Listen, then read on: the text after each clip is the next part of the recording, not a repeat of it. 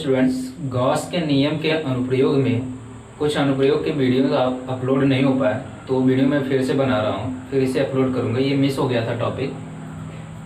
एक अनंत लंबाई के एक समान रूप से आवेशित रेखीय चालक के समीप वैद्युत क्षेत्र की तीव्रता ज्ञात करनी है। तो गॉस के नियम के अनुप्रयोग में ये पहला अनुप्रयोग था, बट किसी वजह से ये वीडियो अपलोड नहीं हो पाया। बाकी वीडियो अपलोड है, केवल 2 टॉपिक बचे हैं, वो मैं कवर करा रहा हूँ। ये कोई अनंत लंबाई का चालक है जिस पर एक समान रूप से धन आवेश वितरित है, एक समान रूप से धन आवेश वितरित है, और इस चालक के समीप r दूरी पर, चालक से r दूरी पर वैद्युत क्षेत्र की तीव्रता ज्ञात करनी है। तो गॉस के नियम का अनुप्रयोग करना है। तो गॉस ने क्या बताया था, किसी भी चालक के समीप वैद्युत क्षेत्र की तीव्रता ज्ञात करना हो तो जितनी दूरी पे तीव्रता ज्ञात करना हो उतनी दूरी की से आप क्या करेंगे, एक गॉसियन पृष्ठ का निर्माण करेंगे जिससे कुछ आवेश घिर जाए। तो ये चालक धनावेशित है और ये चालक यानी कि कोई तार है तो तार बेलनाकार होता है, तो उस तार की कुछ आवेश को चारों तरफ से घेरना हो तो एक दूसरे बेलन का निर्माण करेंगे, जिसे बोलेंगे गॉसियन बेलन। तो एक हमने गॉसियन पृष्ठ की परिकल्पना की जिसकी त्रिज्या क्या है, r त्रिज्या का एक बेलनाकार पाइप से हमने इसको घेर दिया, इसको बोलेंगे गॉसियन पृष्ठ। अब गॉस के नियम के अनुसार गॉसियन पृष्ठ पे r दूरी पे ही आपको अवयव लेना है। तो यहाँ से r दूरी पर एक अवयव मैं यहाँ पे ले रहा हूँ जिसका क्षेत्रफल सदिश जस्ट बाहर लंबवत बाहर की ओर dA, ये क्षेत्रफल सदिश है। जैसे ये चालक है, ये पूरा चालक है, ये से बेलनाकार पाइप से घिर, ये जो पृष्ठ है यहाँ पे मैं कार्नर पे अवयव ले रहा हूँ, तो लंबवत बाहर की तरफ हो जाएगा क्षेत्रफल सदिश। ये लंबवत बाहर की तरफ, इसमें क्षेत्रफल सदिश लंबवत बाहर की तरफ। अब इस बिंदु पे वैद्युत क्षेत्र कितना होगा, तो वही वैद्युत क्षेत्र की तीव्रता कैलकुलेट करना। हम मानते हैं वैद्युत क्षेत्र इस बिंदु पे E होगा, तो E की दिशा के दूरी, ये धन आवेश है और इस बिंदु पे धन आवेश के कारण वैद्युत क्षेत्र की तीव्रता जस्ट बाहर की तरफ होगी। तो वैद्युत क्षेत्र की तीव्रता हमेशा धन आवेश से बाहर की तरफ होता है। तो कितना कोण बना यहाँ पे, थीटा इक्वल टू 90 डिग्री। ये पृष्ठ S1 होने वाला। फिर हम मान रहे थे कि हो सकता है पृष्ठ यहाँ पे हो, अलग अलग तरीके से पृष्ठ मानते हैं, लेकिन सबकी दूरी r ही होना चाहिए। ये भी r है, ये भी दूरी r है। ये घुमा हुआ जो पृष्ठ है उस पर हम अवयव मान रहे हैं। तो इस पृष्ठ पे जो क्षेत्रफल सदिश होगा जस्ट लंबवत बाहर की ओर, और इस बिंदु पे वैद्युत क्षेत्र की तीव्रता, ये प्लस है, प्लस से हमेशा बाहर की ओर होता है वैद्युत क्षेत्र। ये हो गया ये। यहाँ पे थीटा का मान कितना आ गया, दोनों एक ही दिशा में है, तो कोण कितना हो जाएगा, 0 डिग्री। और आप कहीं भी पृष्ठ नहीं ले सकते। अगर आप यहाँ पे भी पृष्ठ लेंगे तो यही वाला रिजल्ट बनेगा, और कहीं पे भी पृष्ठ लेंगे तो यही वाला रिजल्ट बनेगा। तो यहाँ पे 2 पृष्ठ हमने लिया, S1 और S2। तो गॉस के नियम के अनुसार, गॉस के प्रमेय के अनुसार, गॉस का प्रमेय क्या कहता है कि द्वारा निर्गत कुल फ्लक्स का जो समाकलन होता है वो Q/ε0 के बराबर होता है। तो ये पहले समाकलन S1 E dot dA plus दूसरे पृष्ठ के लिए समाकलन S2 के लिए, S2 के लिए E डॉट dA। फ्लक्स का जो समाकलन होता है किसके बराबर होता है, Q/ε0 के बराबर होता है। सॉल्व कर लेंगे इसको। तो इंटीग्रल E डॉट dA मतलब E dA cos थीटा। तो पहले पृष्ठ पे थीटा का मान कितना है, 90 डिग्री, प्लस सेकंड के लिए E dA cos theta, second के थीटा का मान है 0 डिग्री, इक्वल टू Q/ε0। तो cos 90 की वैल्यू होता है 0, 0 से मल्टीप्लाई करेंगे सब हो जाएगा 0, तो ये हो गया 0, प्लस इंटीग्रल cos 0 का वैल्यू 1 से मल्टीप्लाई करेंगे क्या मिलेगा, E dA। तो E dA equal to Q/ε0। यहाँ से E बाहर हो जाएगा, तो integral of dA equal to Q/ε0। अब देखिए dA का इंटीग्रेशन करेंगे तो A मिलेगा। A मतलब क्षेत्रफल, किसका क्षेत्रफल, अवयव के संपूर्ण भाग का क्षेत्रफल, यानी जिसका अवयव था उसका संपूर्ण क्षेत्रफल। तो ये अवयव किसका था, ये जो सर्किल बना है ये अवयव किसका, जो dA इस गॉसियन पृष्ठ का है। तो इस गॉसियन पृष्ठ का एक अवयव D है, तो dA ये अवयव है गॉसियन पृष्ठ का। जब इसका समाकलन करेंगे तो ये पूरा पृष्ठ देगा, यानी बेलन का पृष्ठ। तो E इंटू बेलन का वक्र पृष्ठ क्या होता है, 2πr, और इंटू H, इसका क्या है, L है, लंबाई कितना है, L, बराबर हो गया Q/ε0। तो E का वैल्यू निकालना, तो ये पूरा इधर मल्टीप्लाई, उधर क्या हो जाएगा, divide 1/2 pi epsilon not, Q है ही ऊपर, ये आके यल डिवाइड हुआ फिर आर। अब क्यू बाई एल, चूंकि लैम्डा रेखीय आवेश घनत्व तो लैम्डा बराबर क्या होता है, क्यू बटा यल, तो इसलिए ई बराबर क्या मिल जाएगा, 1/2 pi epsilon not, Q by L की जगह क्या लिख देंगे, लैम्डा, और नीचे क्या बचा है, आर। ये टोटल टर्म कांस्टेंट है, तो E प्रोपोर्शनल हो गया किसके, लैम्डा बाई आर के। तो अनंत लंबाई के रेखीय चालक के समीप r दूरी पे जो वैद्युत क्षेत्र की तीव्रता होता है 1/2 pi epsilon naught lambda by R. Lambda क्या है, रेखीय आवेश घनत्व। अब जो दूसरा टॉपिक बचा है, वो दूसरा टॉपिक बचा है कि कोई समांतर प्लेट है, तो उस समांतर प्लेट के कारण वैद्युत क्षेत्र कितना होगा। तो चलिए वो डिस्कस करते हैं। समांतर प्लेट, हमने दो समांतर प्लेट माना, एक P1 और एक P2। ये दोनों अत्यंत समीप हैं, इनके बीच की दूरी स्मॉल d है।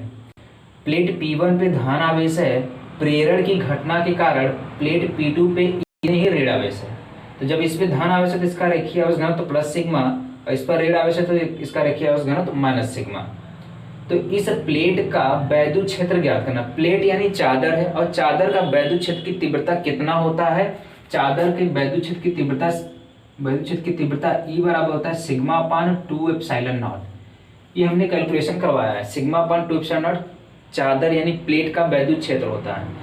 किसी एक प्लेट का वैद्युत क्षेत्र इतना होता है, लेकिन यहाँ पे दो समांतर प्लेट है, इसलिए इसका कैलकुलेशन करना होगा। तो यानी कि इसका जो वैद्युत क्षेत्र होगा वो हमने मान लिया कितना होगा, E1, और E1 का वैल्यू कितना होगा, वही σ/2 एप्सिलॉन नॉट, क्योंकि एक प्लेट है अकेला। अगर इसको अकेला समझे तो इसका वैल्यू क्षेत्र हमने मान रखा है E2, तो इसका भी वैल्यू कितना होगा, σ/2 एप्सिलॉन नॉट। क्योंकि दोनों चादर है, तो चादर का जो वैद्युत क्षेत्र होता है वो हमेशा होता है σ/2 एप्सिलॉन नॉट। तो इसका E1 हमने माना σ/2 एप्सिलॉन, इसका E2 माना, चादर ये भी है तो σ/2 एप्सिलॉन। अब ये जब दोनों एक दूसरे के अत्यंत समीप है तब वैद्युत क्षेत्र कितना होगा वो कैलकुलेट करते हैं। जब ये समांतर प्लेट है तो इनमें दो स्थिति बनेगी। तो यह वैद्युत क्षेत्र हो सकता है कि प्लेटों के बीच किसी बिंदु पे निकालो वैद्युत क्षेत्र।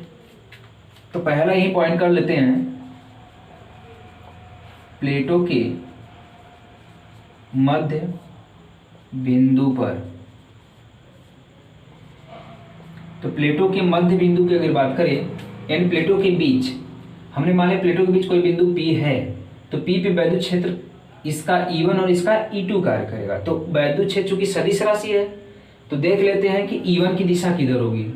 तो ये वैद्युत क्षेत्र P पे वैद्युत क्षेत्र E1 इस प्लेट P1 का है, तो प्लेट P1 कैसा धन आवेश, तो धन आवेश के कारण वैद्युत क्षेत्र की दिशा हमेशा किधर होता है, धन से बाहर की तरफ। तो ये हो गया E1, यानी E1 की दिशा किधर हो गया, प्लस से बाहर की तरफ, इधर हो गया।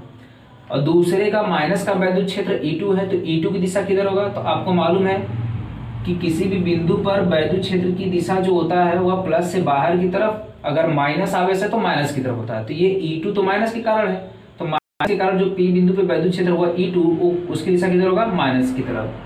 तो E2 की दिशा किधर हो गया, माइनस की तरफ। अब देखिए बिंदु P पे दो वैद्युत क्षेत्र काम करें, एक E1 और एक E2, दोनों की दिशा एक ही है, तो वैद्युत क्षेत्र जुड़ जाएगा। तो प्लेट P1 के कारण बिंदु P पर वैद्युत क्षेत्र कितना है, E1 है। E1 बराबर σ/2 एप्सिलॉन नॉट, किधर है,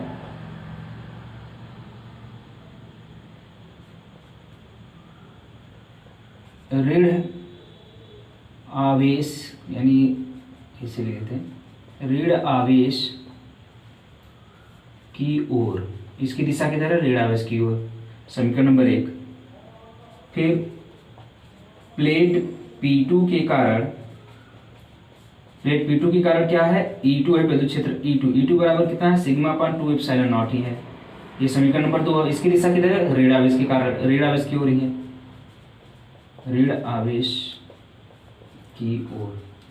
अब देख रहे हैं एक ही बिंदु दो वैद्युत क्षेत्र, दोनों दिशा एक ही है, तो लिखेंगे अतः बिंदु P पर कुल परिणामी क्षेत्र।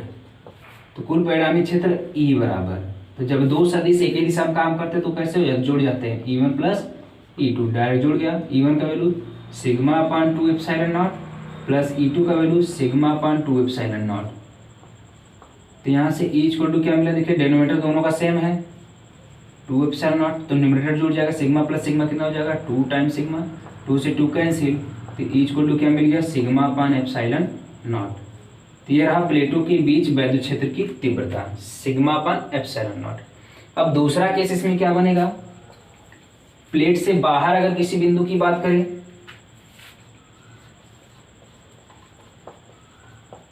प्लेटों से बाहर, तो प्लेटों से अगर बाहर बात करें, जैसे प्लेट से बाहर इधर कोई बिंदु ले लेते हैं, यानी अब यह बिंदु P यहाँ पे हो जाए, तो भी वैद्युत क्षेत्र E1 और E2 दोनों का अलग अलग तो रहेगा, लेकिन दोनों की दिशा देख लेते हैं। तो इसकी जो दिशा होगा, अगर E1 की दिशा देखें तो E1 की दिशा हमेशा क्या होगा प्लस से बाहर की तरफ, तो प्लस से बाहर की तरफ हो गया E1। और E2 की दिशा देखिए तो E2 ऋण आवेश के कारण, तो ऋण आवेश के कारण जो होता है वो ऋण आवेश की तरफ होता है, तो ये हो गया E2 इधर, यानी दोनों विपरीत दिशा में है। दोनों विपरीत दिशा में है तो परिणामी क्षेत्र देखते हैं, तो जब विपरीत दिशा में सदिश काम करते हो तो हमेशा क्या हो जाता है घट जाता है, तो E1 माइनस E2, तो E बराबर E1 का मान सिग्मा अपान 2 एप्सिलॉन नॉट, फिर माइनस E2 का मान भी है सिग्मा अपान 2 एप्सिलॉन नॉट, तो दोनों सेम वैल्यू है, घट गया तो कितना हो गया 0, यानी प्लेट से बाहर वैद्युत क्षेत्र की तीव्रता शून्य होती है। तो केवल प्लेटों के मध्य बिंदु पर यानी प्लेटों के बीच ही वैद्युत क्षेत्र की तीव्रता होती है, वो भी कितना होता है सिग्मा अपान एप्सिलॉन नॉट। प्लेटों से बाहर चाहे लेफ्ट साइड चाहे राइट साइड बात करें, प्लेट से बाहर वैद्युत क्षेत्र की तीव्रता कितना होता है शून्य, यानी प्लेटों से वैद्युत क्षेत्र का प्रभाव शून्य होता है। तो ये दो टॉपिक छोटे थे, ये कवर हो चुका।